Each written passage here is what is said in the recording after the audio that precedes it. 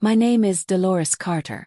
I'm 78 years old, born and raised in a small town outside Atlanta, Georgia. I've lived a full life. Married once, widowed too early, raised 3 children, and watched them have children of their own. I retired as a senior administrator from a university finance department after 42 years of service.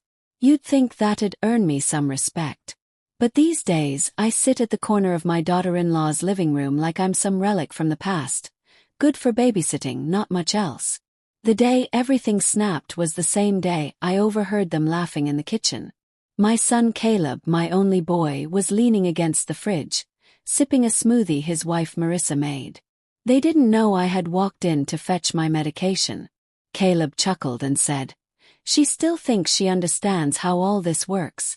It's cute." Marissa giggled back. "I know, right? Let her think she's helping. She's too old to understand how life works these days." Froze in place. Too old to understand.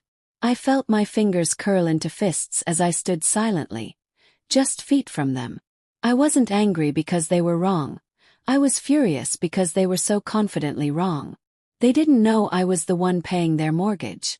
They didn't know I paid off the second loan on their car. They didn't know that the private school their children went to had my name on the check, every single semester. I was the one keeping their lives from falling apart. And that day, standing there with the corner of the wall pressing into my hip, I made a decision. They wanted to treat me like I was invisible, like I was too old to understand. I'd show them who actually funded their picture-perfect lives. But how I did it, that's what no one saw coming. Because I didn't scream. I didn't cry. I didn't pack my bags. I rewrote every account, called every bank. I signed every document. And by the time they realized what I had done, their world was already unraveling. But before we get to that storm, let me take you back to how this all began. To how a mother became a ghost in her own family's house. And how that ghost decided to rise again. You see, it wasn't always like this. So let me tell you everything, because this story is about to shake you. Please like, comment, and subscribe if you've ever felt underestimated. Because sometimes quiet strength speaks the loudest. End of chapter 1. Word count. 10 words so far. Full chapter continues below to 3,000 words. Let's go back to the beginning. When my husband, Franklin Carter, passed away 15 years ago, I had no idea how much would fall on me. He left me with a paid-off house, some stock investments, and a sizable retirement plan we had built together. Franklin was a quiet man, thoughtful, gentle. He loved the stars, gardening, and never missed church on Sunday. Our children, Caleb, Denise, and Maggie, were grown and scattered. Caleb had just married Marissa, a firecracker of a woman with big dreams and sharp edges. I didn't take to her immediately, but for Caleb's sake, I kept my opinions buried deep. I was raised to believe you didn't meddle unless you were invited. After Franklin's passing, the house felt too large, the garden too quiet, the stars too far away. Caleb invited me to move in with them for a while. He said they could use the help with the kids, and I miss being needed. So I said yes. That while turned into 12 years. First it was warm and lively. My grandbabies, Eli and Nora, were little then, and I took joy in making their lunches, reading bedtime stories, and sewing Halloween costumes by hand. I'd take the morning walks with Nora in a stroller and spend afternoons doing puzzles with Eli. They lit something inside me that had gone dim since Franklin died. But as the years went by, things shifted. Marissa started side-eyeing the meals I made. Too salty, she'd say. Too old-fashioned. Caleb began to forget conversations we'd had the day before, and when I reminded him, he'd brush it off. "You probably misunderstood, Ma. Every birthday, Mother's Day, or holiday, I got less and less attention. Once they forgot my birthday completely. Still, I told myself they were busy. Life is hard. People get overwhelmed. But it wasn't until I noticed the change in how they spoke to me, slow, loud, like I was a toddler, that I began to understand what they really thought of me.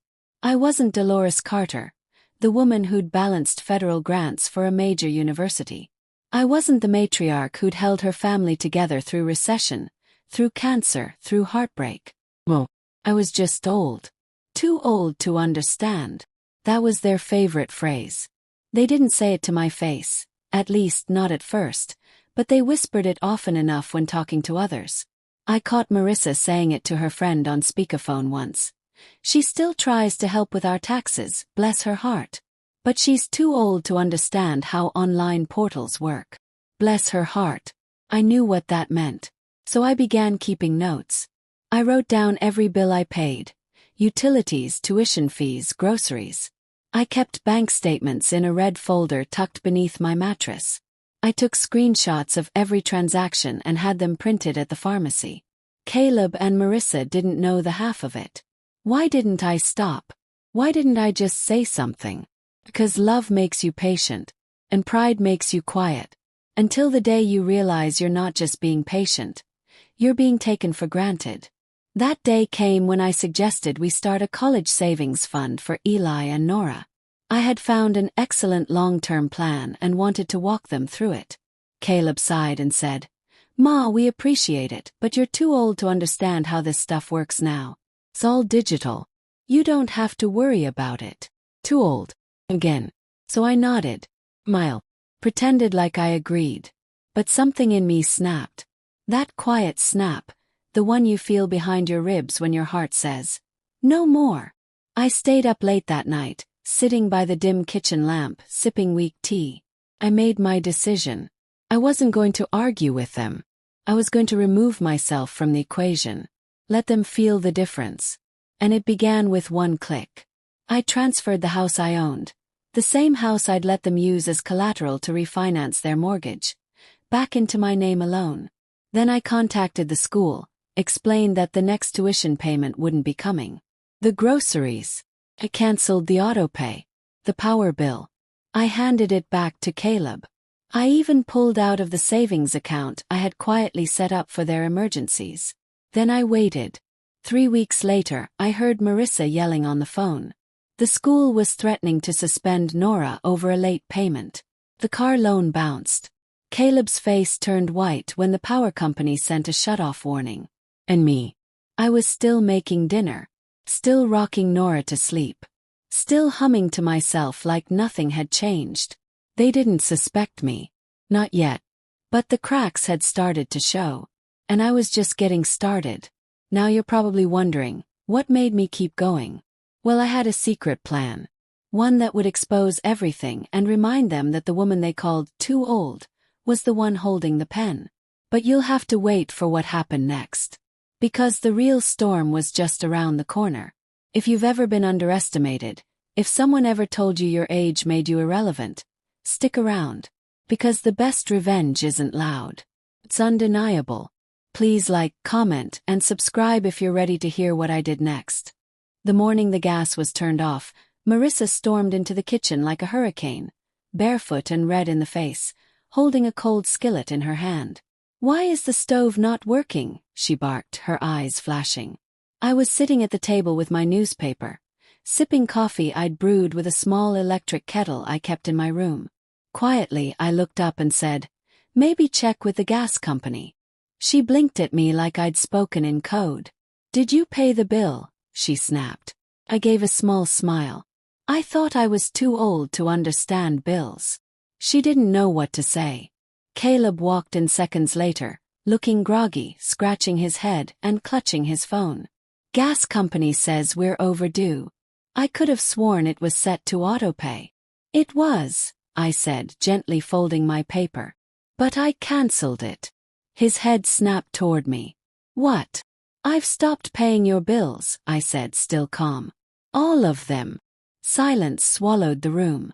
Even the fridge's hum sounded louder. Marissa's voice cracked as she whispered, "What are you talking about?" "I mean exactly what I said. I stopped funding your lives. I figured you two are smart, young professionals who think I'm too old to understand modern finances. So I figured I'd step back." Their mouths fell open but no words came.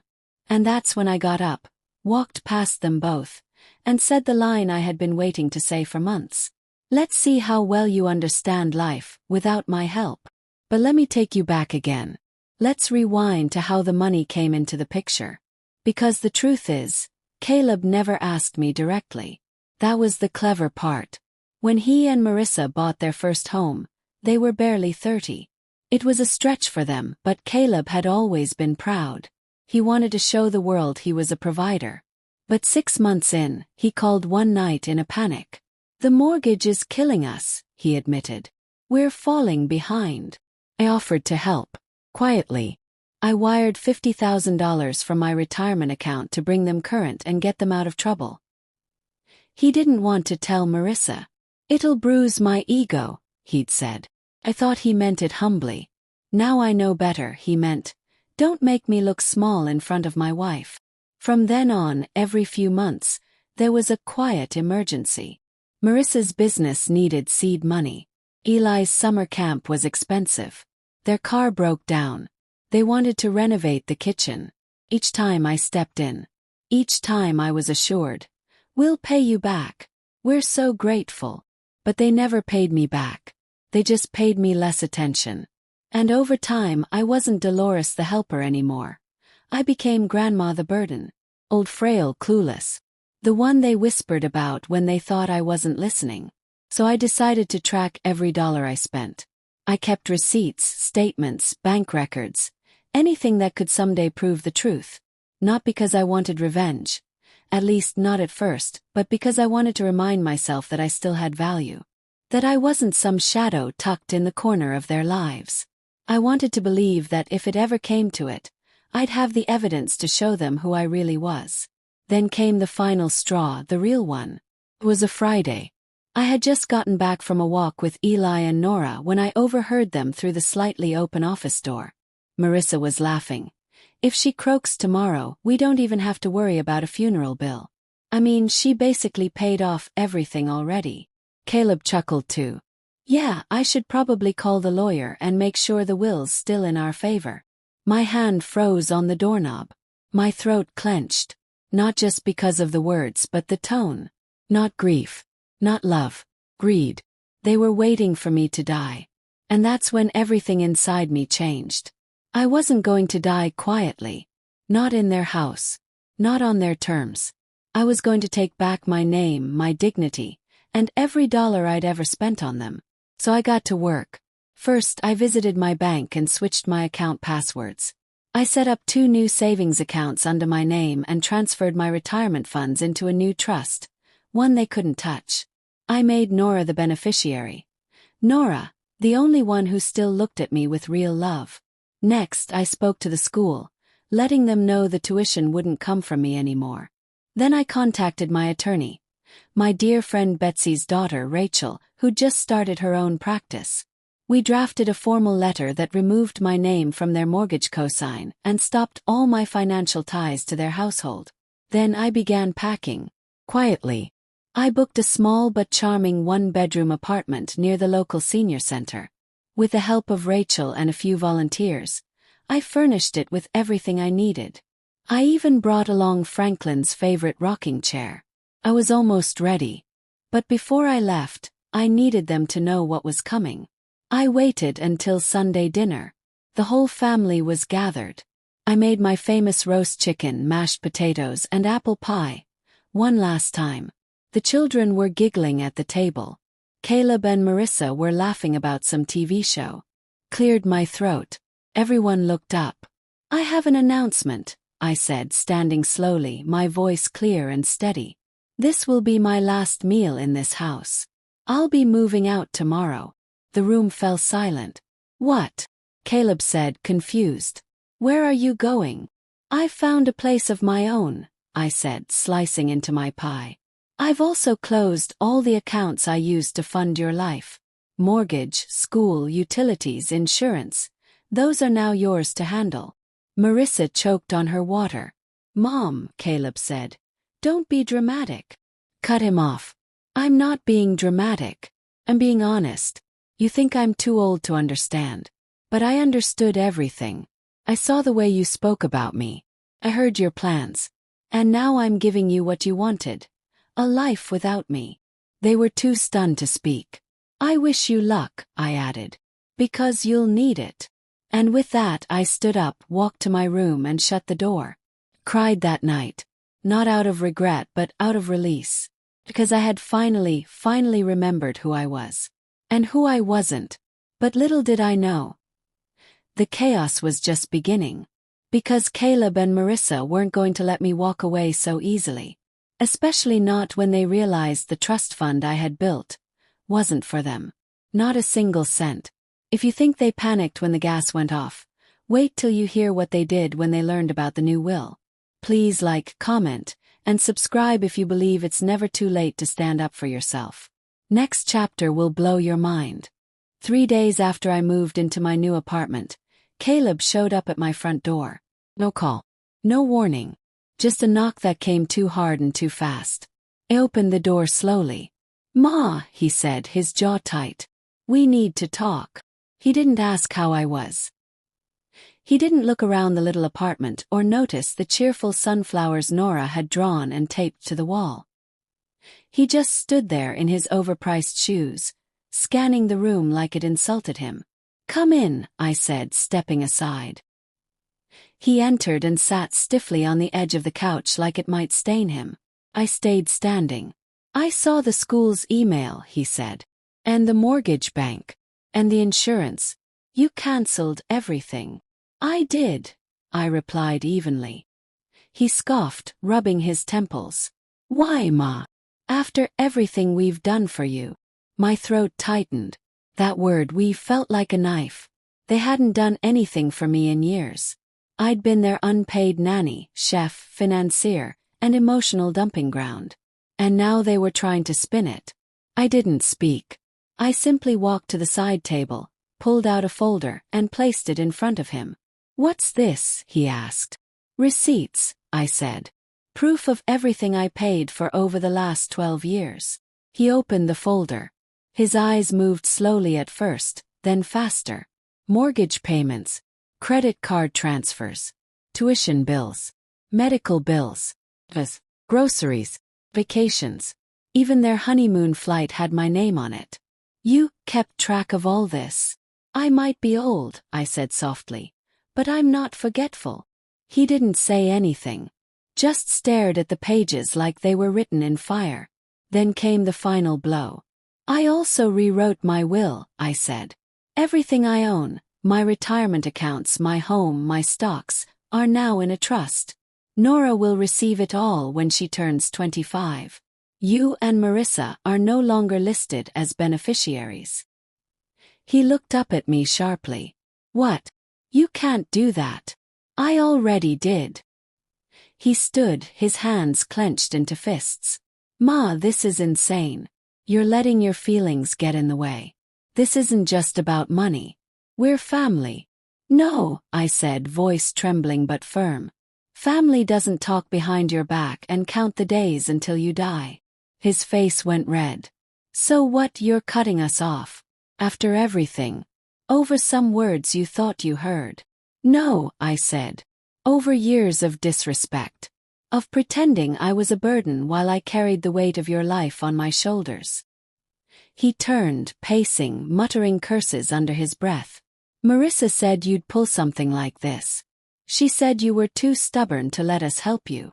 I raised an eyebrow. "Help me?" He stopped, cornered by the truth. I didn't ask him to leave. I just sat on my recliner and opened my book. After a few seconds he stormed out. I didn't cry this time. I didn't flinch. Because somewhere between the humiliation and the awakening, I had grown a spine as sharp as steel. But what I didn't know was that Marissa was already plotting. The next morning I got a letter slipped under my door. A thick envelope with no return address. Inside was a legal document. They were trying to contest the will. Not even a full week after I moved out.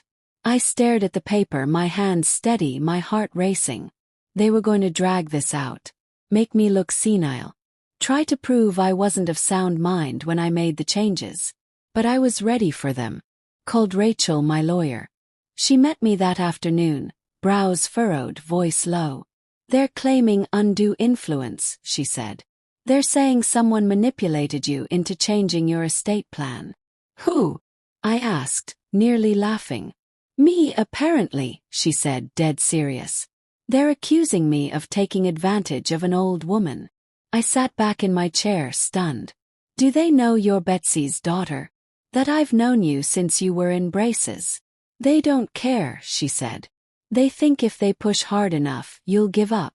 I didn't even hesitate. I won't. Rachel smiled. We began gathering evidence. Every receipt, every email, every calendar entry where I logged payments and decisions.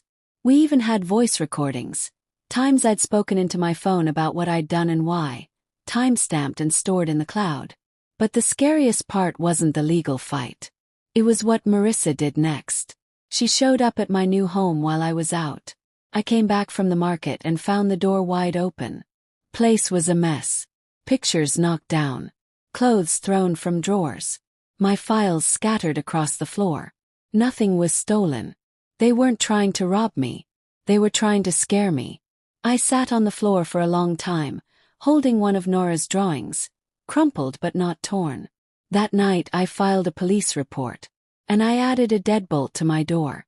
But the worst came a week later. I went to visit Nora at school. I had asked the teacher if I could drop off a book we used to read together, just to let her know I was okay. The teacher looked uncomfortable. She's been withdrawn lately, she said. And she mentioned something odd. What did she say? I asked, heart-sinking. She said her mommy told her you went away because you were sick in the head, that you were going to forget her soon. I swallowed hard. I thanked the teacher and left, hands trembling. They were poisoning her mind, turning the one bright light in my life against me. That night, I cried harder than I had in years. I screamed into a pillow. I threw a glass across the room and watched it shatter. But when the sun rose, I was done crying. They could spin whatever story they wanted. I had the truth. And now I had nothing left to lose. I was going to fight back. Not with fists, not with curses, but with dignity. And something they never saw coming. Because Marissa had her lies. Caleb had his guilt. But I had one final move. A card so strong, so sharp, it could slice through every fabrication they'd built. And in the next chapter, you'll find out exactly what that move was. If you've ever been pushed aside, disrespected, or made to feel powerless, please like, comment, and subscribe. Next chapter will reveal the power of quiet strength. The next morning, I stood in the mirror and said to myself, this is the last time they make me feel small. Then I called in a favor I had been saving for nearly 2 decades. Before I retired from the university, I helped a young assistant professor named Troy Hammond during a crisis involving grant fraud. He was smart but naive, and I caught the issue before it could ruin his career. He once said, "Dolores, if you ever need anything, just call me." Well, it was time. Troy wasn't just a professor anymore. He was now a nationally recognized financial ethics expert, and a frequent guest speaker at state bar events. When I reached him and told him the truth, he didn't hesitate. "They're trying to weaponize elder law against you," he said. "But I'll help make sure their narrative falls apart before it even begins." Within 48 hours, Troy helped me build a full timeline and statement of competence. Rachel, my attorney, filed an affidavit confirming my mental fitness at the time of the will change. She also added notarized copies of my financial logs, voice memos, and even old text messages from Caleb thanking me for payments. Meanwhile, my apartment complex installed a camera at my door. I wanted every future knock documented. But the real plan wasn't legal. It was public. You see, Marissa had recently launched a blog, Millennial Mama Magic, a place where she bragged about their hard-earned lifestyle and gave budgeting advice she stole from Pinterest. It was growing fast. Sponsored posts, affiliate deals, brand collaborations. She had a reputation to protect. So I opened an anonymous social media account. Nothing malicious, just the truth. I shared my story piece by piece. Not names. No direct attacks. Just a real tale of a grandmother funding her family's life while being called too old to understand. It went viral within 2 days. Thousands of comments poured in. Mostly from women. grandmothers, mothers, and daughters who had been belittled or used. The hashtags #GrandmaPower and #TooOldToUnderstand started trending. People began asking, "Who's the family?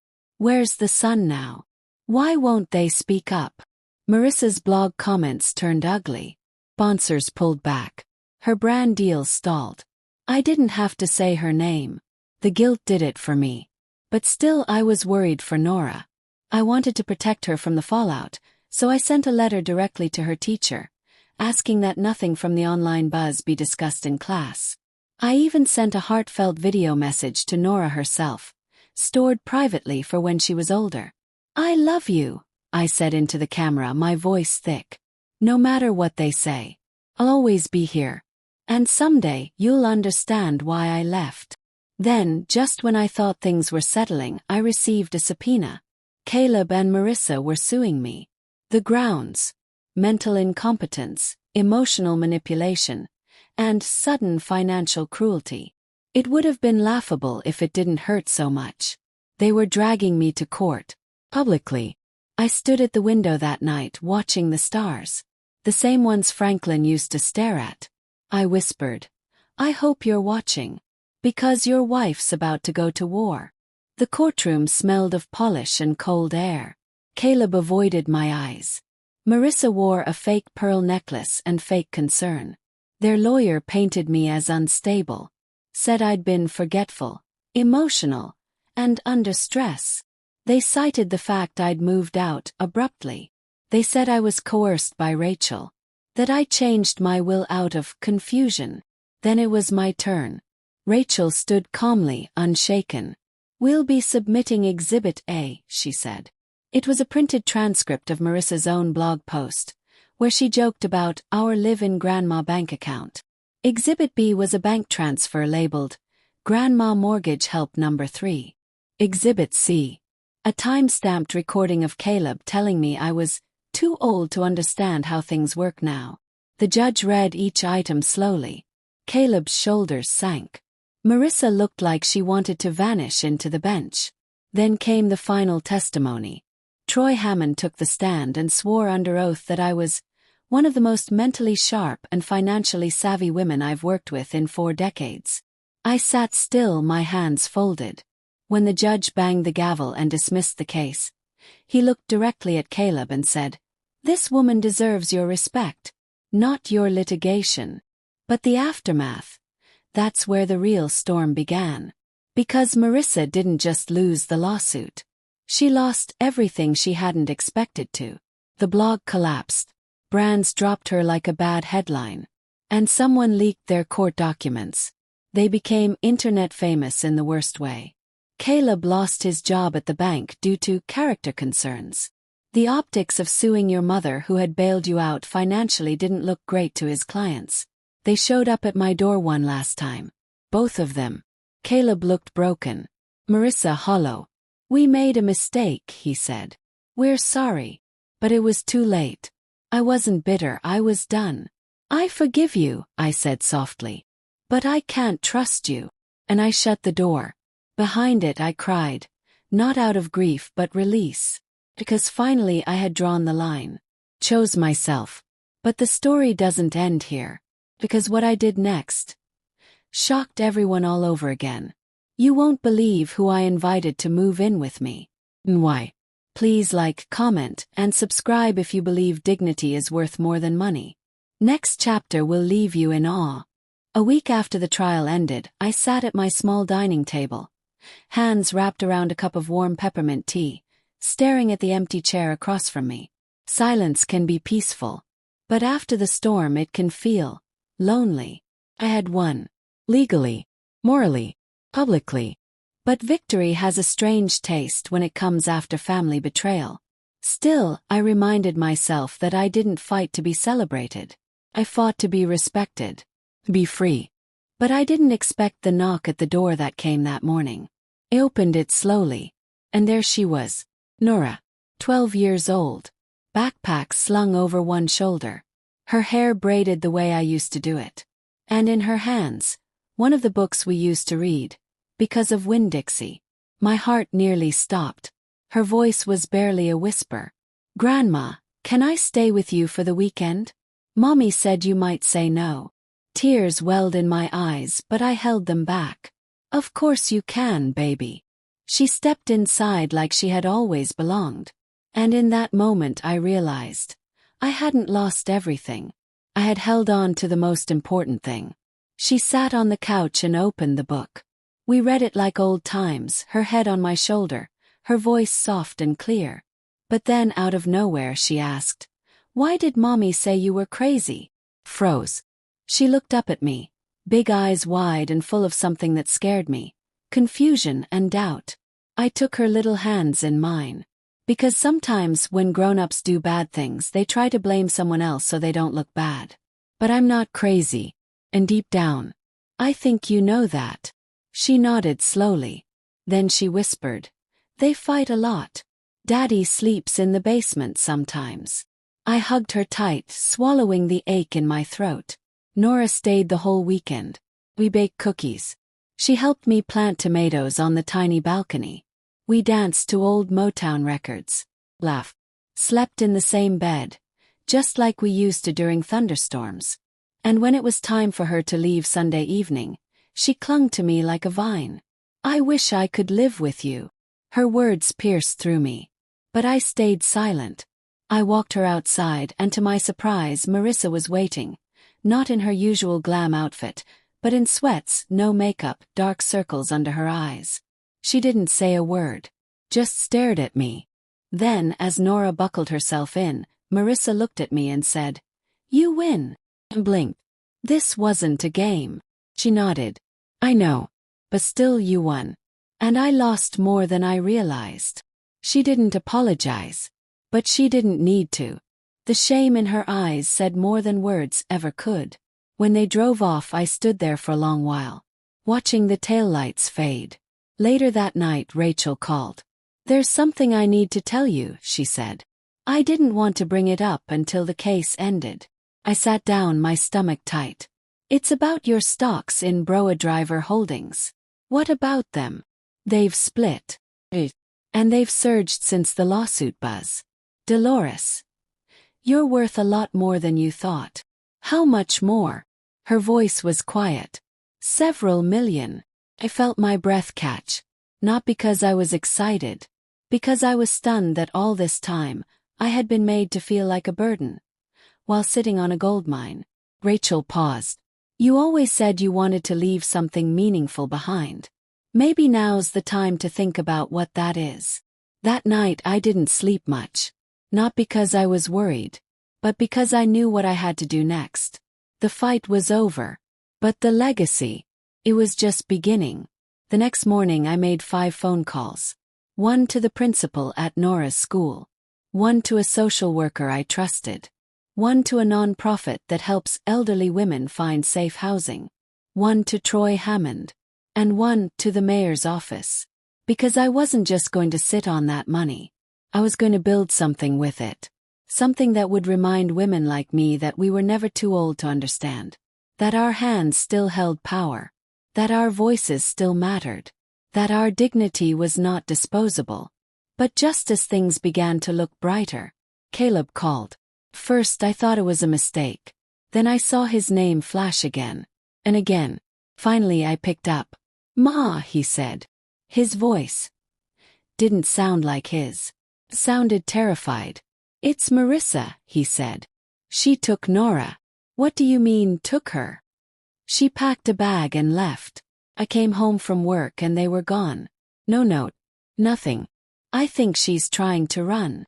I stood there, my fingers tightening around the phone. Because I suddenly understood why Marissa had looked so hollow that Sunday. She wasn't just ashamed. She was planning something. And if she thought she could hurt Nora to punish me, she had no idea what I was capable of. Please like, comment, and subscribe if you believe standing up for yourself also means standing up for others. Next chapter will uncover everything Marissa tried to hide. I didn't even hang up the phone. I just said, "I'm coming," grabbed my coat and bolted out the door. My knees ached. My hips screamed. But adrenaline is a powerful medicine, stronger than anything in that pillbox I keep by the bed. Marissa had taken Nora. No custody change. No warning. No conversation. She had just disappeared. And the worst part, Caleb didn't even know where to start looking. She turned off her phone, he told me as we drove in silence toward their house. She's never done that before. The car smelled like tension. I could hear the guilt in every breath Caleb took. She's been unraveling, he said. Ever since the court case. The blog. The money drying up. She thinks everyone's against her. I looked at him. What made you think she'd never do this? He opened his mouth then closed it. Because deep down he knew. He just didn't want to face it. We got to the house. Nora's room had been ransacked. Drawers open, closet empty, her favorite stuffed bear missing from the bed. Marissa had taken everything important to her. On the nightstand there was a note. Written in Marissa's sharp, perfect handwriting. You win. But she's mine. I sat down slowly, my chest tight. Caleb's voice cracked. What do I do? I stared at him. And for the first time in years I said exactly what I felt. You stop being a coward. You stop letting her lead this family into ruin. You be Nora's father. He nodded, eyes shining with tears. Then I stood. Now get your coat. We're going to find them. We called the police. We filed a missing person report. But since Marissa was Nora's mother, and there was no official custody order in place, the police were slow to act. It's a domestic situation, they said. She's with a parent. Let's not escalate. They didn't understand. This wasn't a trip to Grandma's. This was revenge. And I knew exactly how her mind worked. She was going to try to disappear. Create a new version of herself somewhere far away. Maybe Arizona, where she once mentioned she had an aunt. Or Oregon, where she claimed the schools were more progressive. But I wasn't going to rely on guesses. So I pulled out the last favor I had in my pocket. Troy Hammond's sister, Karen, was a digital forensic expert. She worked with a firm that helped locate people during fraud investigations and missing persons cases. She owed me a favor too. Years ago, I helped her get an emergency grant for her PhD when the school almost pulled her funding. Called her, told her everything. Within 3 hours she called me back. She used her email to book a one-way bus ticket, Karen said. From Atlanta to Albuquerque. She's got a layover in Little Rock. You've got about 10 hours. Caleb and I looked at each other. I'm going, I said. I'll come too, he said. No. You'll slow me down. That stung him, but it was the truth. I needed someone who could move fast. And Karen offered to send someone from her team to drive me halfway and intercept Marissa at the Little Rock terminal. We hit the road within the hour. And by the time we arrived at the terminal, it was 1:07 a.m. The bus pulled in slowly under flickering yellow lights. A handful of passengers stepped out, stretching their legs, rubbing their eyes. Then I saw her. Marissa. Hoodie up. Sunglasses on. Holding Nora by the wrist. Nora looked tired. Ill. Her backpack sliding off her shoulder. I stepped out of the car and walked right toward them. Marissa saw me, and her eyes widened. Then, to my horror, she yanked Nora behind her and started walking faster, toward the far side of the building. Ran. I didn't think. I didn't feel. Ran. Marissa! Shouted. You don't want to do this. She didn't stop. So I did something desperate. I screamed, help! She's taking my granddaughter. She doesn't have custody. People turned. A security guard nearby perked up and started walking toward us. Other passengers froze. Marissa stopped. She turned wild-eyed, her chest heaving. You ruined everything, she hissed at me. You turned him against me. No, I said, panting. You did that yourself. She's mine, she snapped, gripping Nora's wrist tighter. Nora winced. Mommy, you're hurting me. That broke something inside me. Let her go, Marissa, I said, stepping forward. Let her go before you cross a line you'll never come back from. For a second she looked like she might run again. Then the guard appeared behind her. Ma'am, is there a problem here? She froze. And then, slowly, She released Nora's wrist. Nora ran to me, buried herself in my arms. Marissa collapsed onto the bench behind her, her face in her hands, sobbing. The police were called. This time they did take it seriously. With Karen's team's help, we were able to provide full evidence that this was a premeditated abduction. And when the officer found Nora's passport in Marissa's bag, along with 2 fake IDs, it was over. They took Marissa away in cuffs. Nora cried all the way back to Atlanta. She held my hand the whole time. And in that moment I made a decision. I wasn't going to let this happen again. I filed for emergency guardianship. With Caleb's full agreement, we submitted papers to the court the next morning. Rachel handled everything. Within 72 hours, I was given temporary custody of Nora until the full hearing. I was her guardian now, not just in love, in law. And that's when the media caught wind of the story. The viral post, court case, the kidnapping, the will, everything. And suddenly, I wasn't just a grandmother reclaiming her dignity. I was a symbol. But symbols don't rest. They act. So I began to build something, quietly behind the scenes. Foundation. Home. Refuge. For women like me who had been silenced, who had been used, who had been told they were too old to understand. But I still had one final surprise. Something I hadn't told anyone, not even Nora.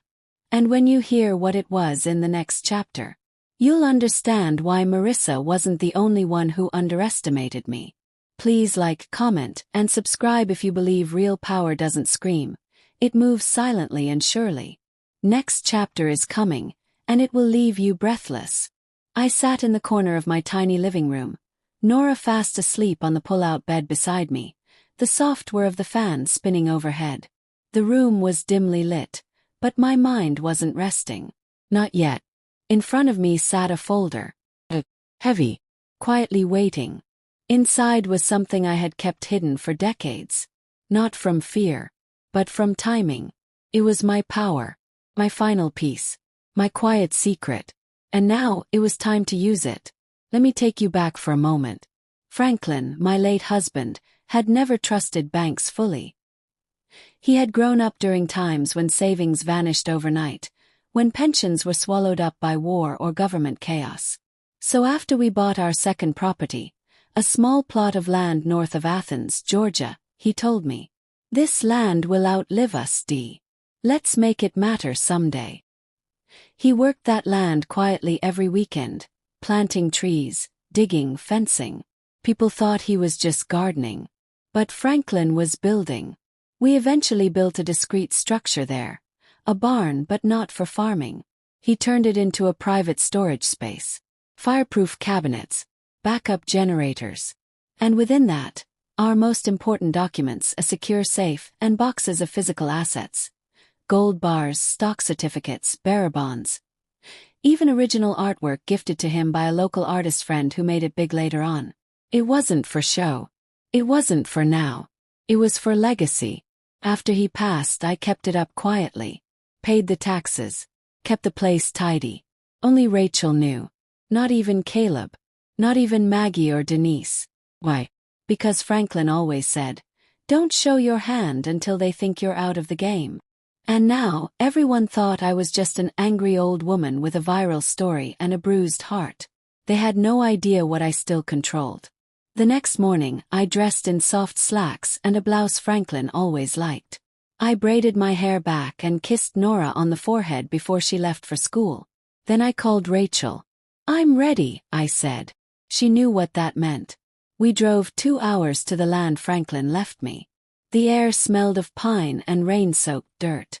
The old barn stood strong, still perfectly intact. We unlocked the doors together, stepped inside, and there it was. My final move.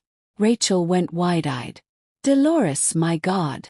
I handed her the valuation papers and the updated will. "We're creating a trust," I told her. "But not just for Nora. For women like me. Elderly, discarded, financially abused. We're going to give them legal help. Housing. Dignity. Even if it's just one woman at a time." Rachel swallowed hard. You'll change lives. No, I said. I'll restore them. News spread fast after that. The story of the viral grandma who had taken back her life wasn't just trending anymore. It was being covered. National networks, talk shows, morning radio. Everyone wanted the real Dolores Carter. I turned down interviews, declined sit-downs. I didn't want to be a symbol on a screen. I wanted to build quietly like Franklin. But I did do one thing. A small video, just me and the camera. My name is Dolores, I said, voice calm. They said I was too old to understand. But I understood betrayal. I understood silence. I understood the cost of staying quiet for too long. This isn't about revenge. This is about respect. I ended it with, if you've ever been made to feel invisible, I see you. If you've ever been told you're too old to matter, know this, they're wrong. You do matter. And it's never too late to take back your power. That video reached over 30 million people in a week. But not everyone was applauding. Because in the shadows, another problem was growing. Maggie and Denise, my 2 daughters, had been quiet all this time. Too quiet. They hadn't visited. Hadn't called. I assumed they were ashamed, maybe unsure where to stand in the chaos. But I was wrong. They weren't watching. They were waiting. And one evening I got a letter from their attorney. Your daughters are petitioning for control of your estate, citing recent public behavior as concerning and erratic. My own daughters were coming for me next. And they were smarter than Marissa, colder than Caleb. This wasn't just family drama. This was war. And they were bringing legal firepower. They wanted to declare me mentally unfit. Claim that I had been manipulated by media attention. And coerced into reckless donations. They didn't even know about the barn. About Franklin's gold. About the art. They just saw headlines. And they smelled inheritance. Rachel met me that night in my apartment pacing. We can fight this, she said.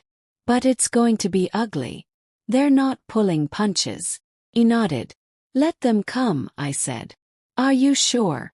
Yes, I replied. Because I still have one final letter. One that will flip everything on its head. She blinked. What letter? I walked over to my old file box. Pulled out an envelope still sealed, aged slightly at the corners. Franklin's handwriting.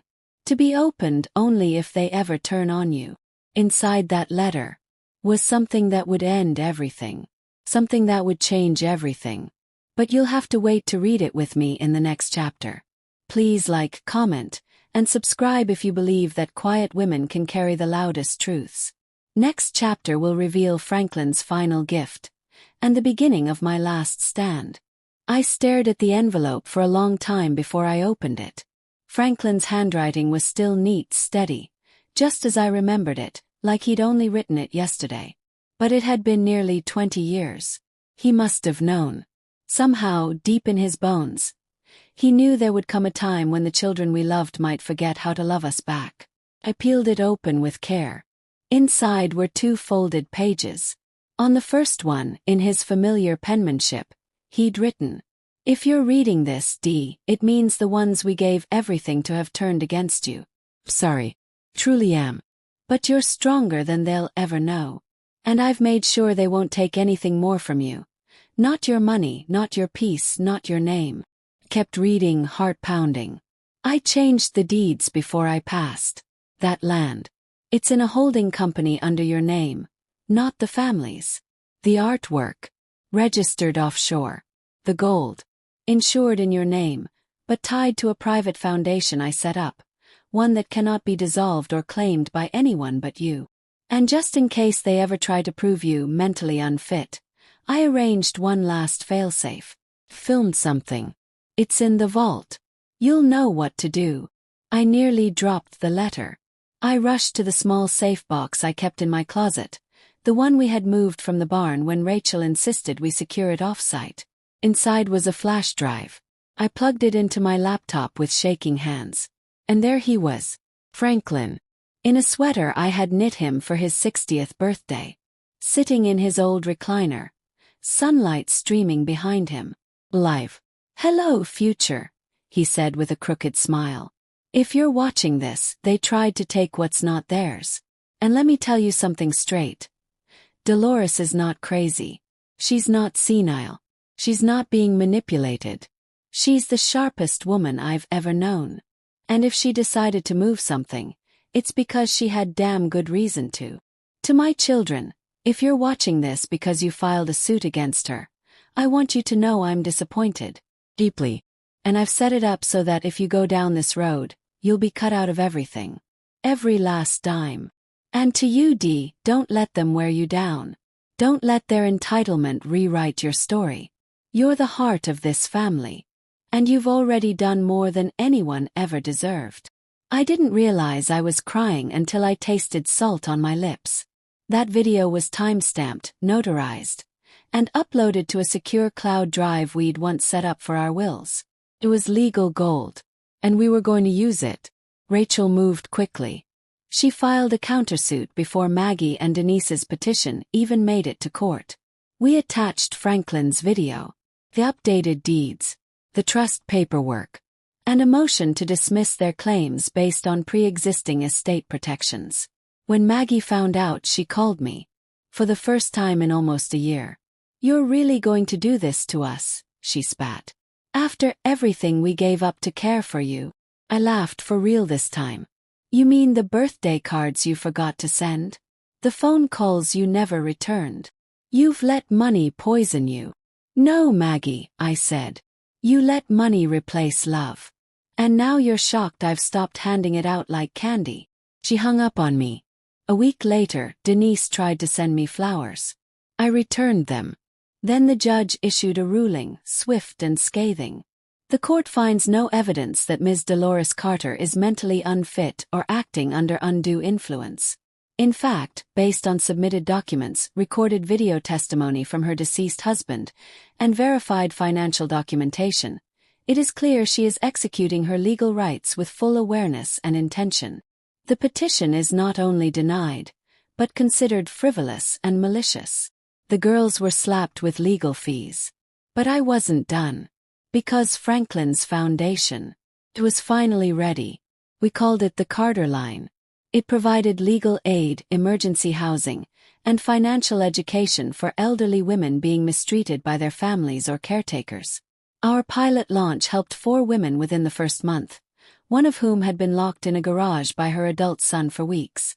When she stepped into her own apartment for the first time, she cried in my arms. I thought I was useless, she whispered. No, I told her. You're free. As the dust settled, I found myself doing something I hadn't done in years. Laughing real and deep with friends. Playing dominoes at the center. Walking with Nora to the corner store.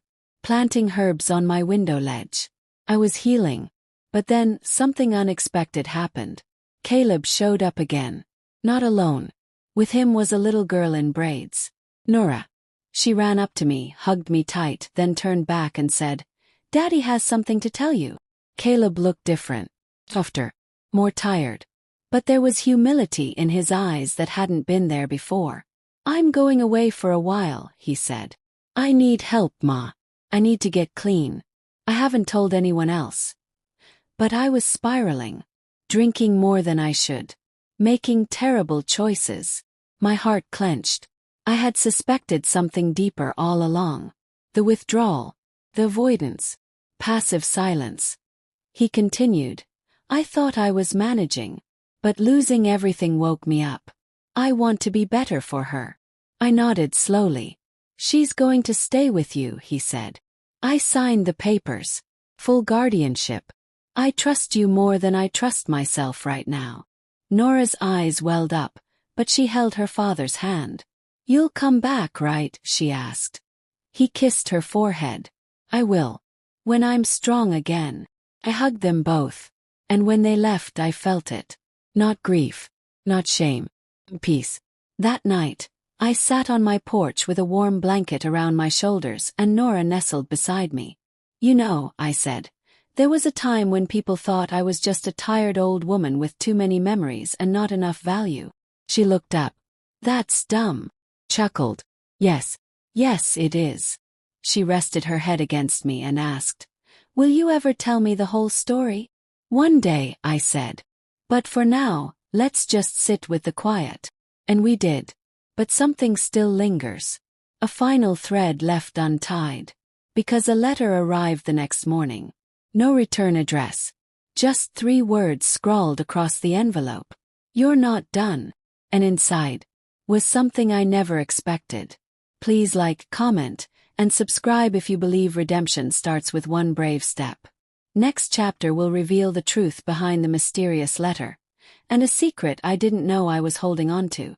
The envelope was old, yellowing at the edges, the handwriting shaky but familiar. My breath caught in my throat as I turned it over, searching for a clue. But there was no return address. No stamp. It hadn't come through the mail. Someone had delivered it. Quietly. Discreetly. Maybe while I was picking Nora up from school.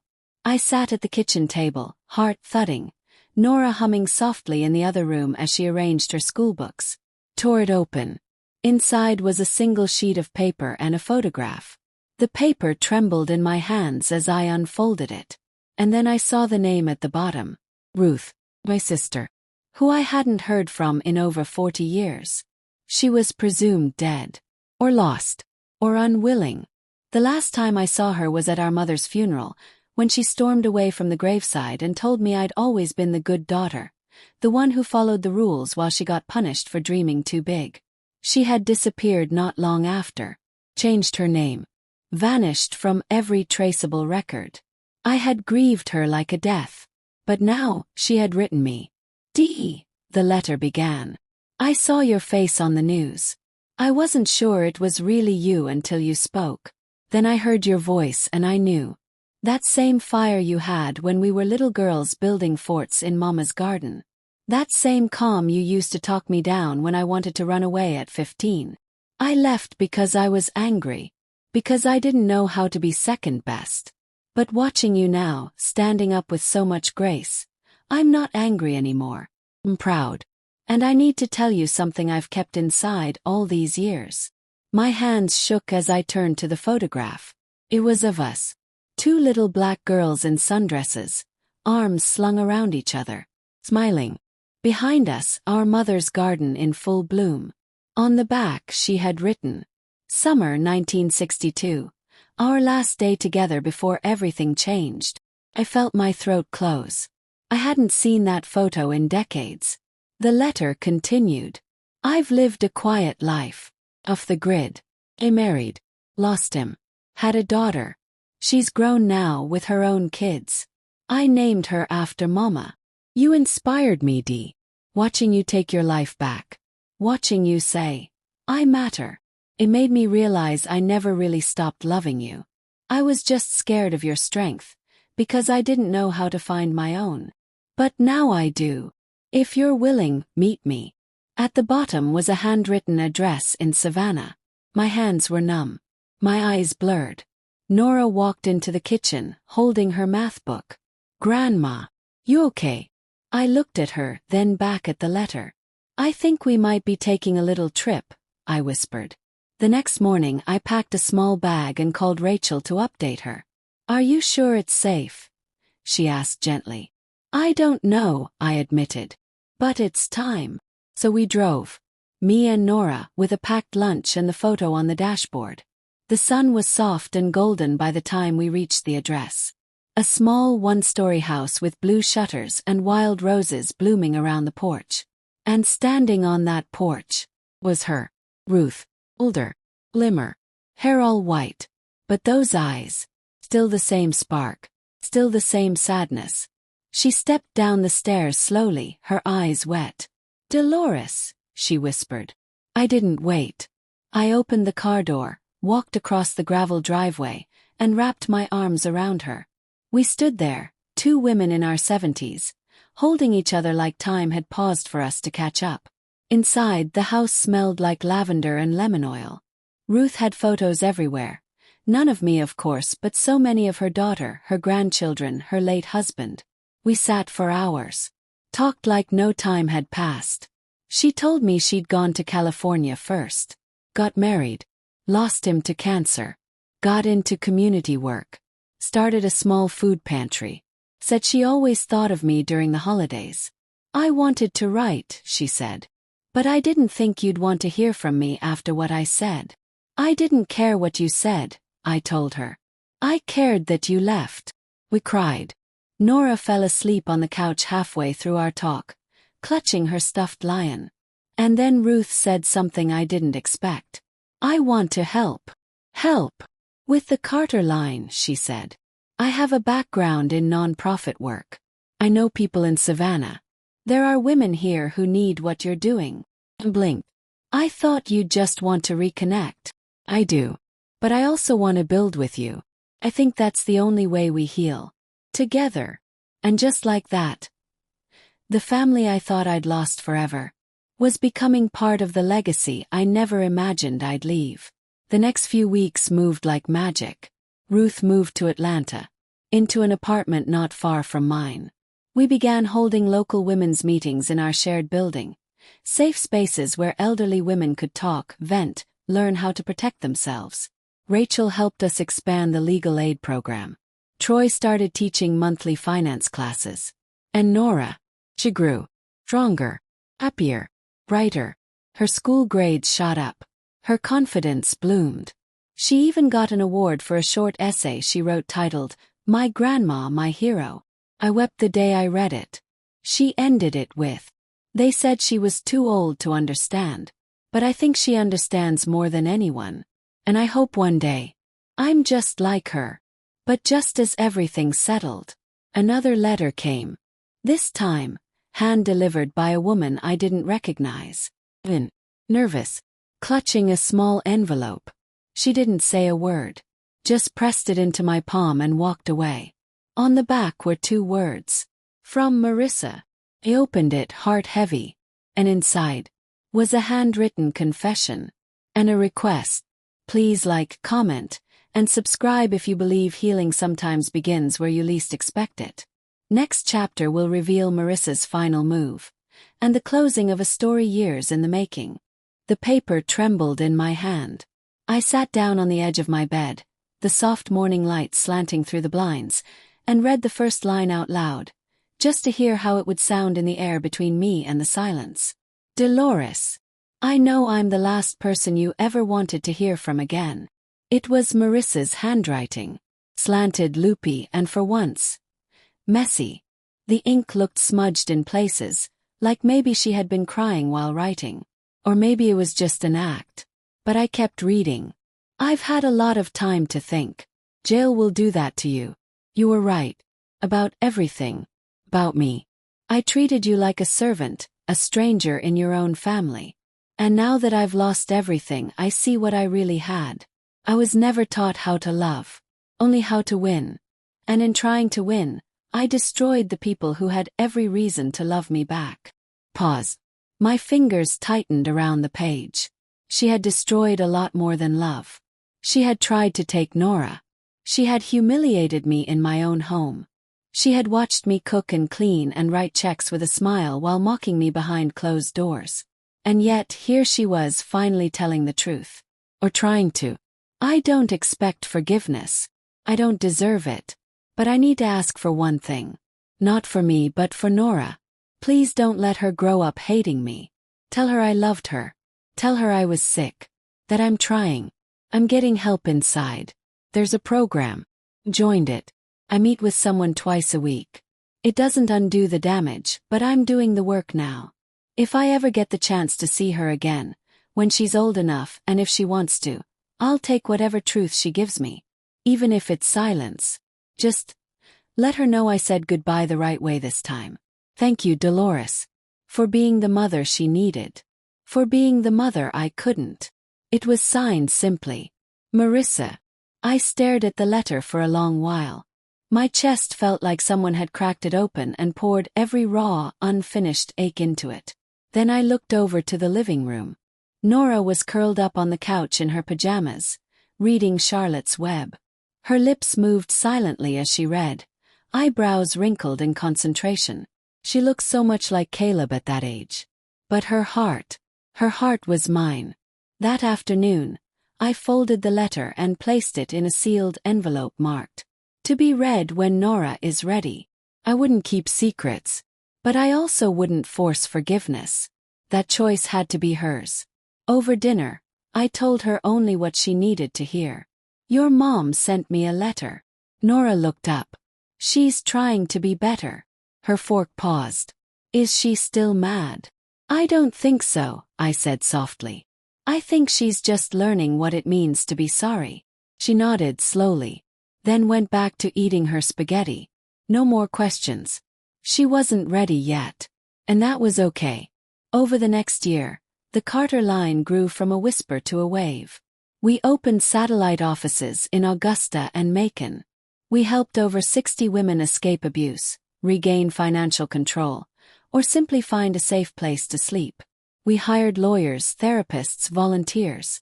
Caleb came back, clean and steady, working in admin for us. Quietly, humbly. Ruth ran our outreach program in Savannah. And I wrote. I started penning a memoir, not for the headlines but for Nora. A record of truth. A legacy written in ink and memory. Titled simply, Too Old to Understand. But the most unexpected moment came one rainy spring evening, 2 years after the trial. I got a call from the state governor's office. They wanted to honor me, not just for the foundation, but for reshaping the national conversation on elder dignity, financial abuse, and generational healing. They offered a ceremony, medal, platform, but I declined. I asked instead for something simpler. Give us a grant. Let us open 5 more centers. That's all I need. And they did. On my 80th birthday, I sat on the back porch with Nora beside me. She was 14 now, full of fire and curiosity. Grandma. Yes, baby. Why do people always say old women are invisible? I smiled, sipping my sweet tea. Because some people only see value in noise. In shiny things. In youth. But real power. Real love. It moves quietly. Builds slowly. Waits for its moment. Like you. I looked at her. No. Like you. She grinned. Then she pulled a small envelope from her pocket. It was the letter. Marissa's. I want to read it, she said. I nodded and left her alone with it. She read it slowly, then sat in silence for a long time. Finally she whispered, I think I want to write her back. Not now. But maybe someday. And that was enough. So here's the truth if you've made it this far. They told me I was too old to understand. Too slow. Too soft. Too simple. But I understood more than they ever knew. I understood pain. I understood silence. I understood that dignity doesn't come from what people give you, but what they can't take away. And now, as I sit here, looking at the life we've rebuilt, the lives we've helped, I know this story is no longer just mine. It belongs to every woman who ever stood up, even after being knocked down. To every grandmother who wiped tears in secret. To every mother who was discarded. To every soul who was underestimated, until they rose. I was never too old. They were just too blind. If this story touched you, reminded you of your strength, or gave you hope, please like, comment, and subscribe. Your voice matters. Your story matters. And no matter your age, you still matter.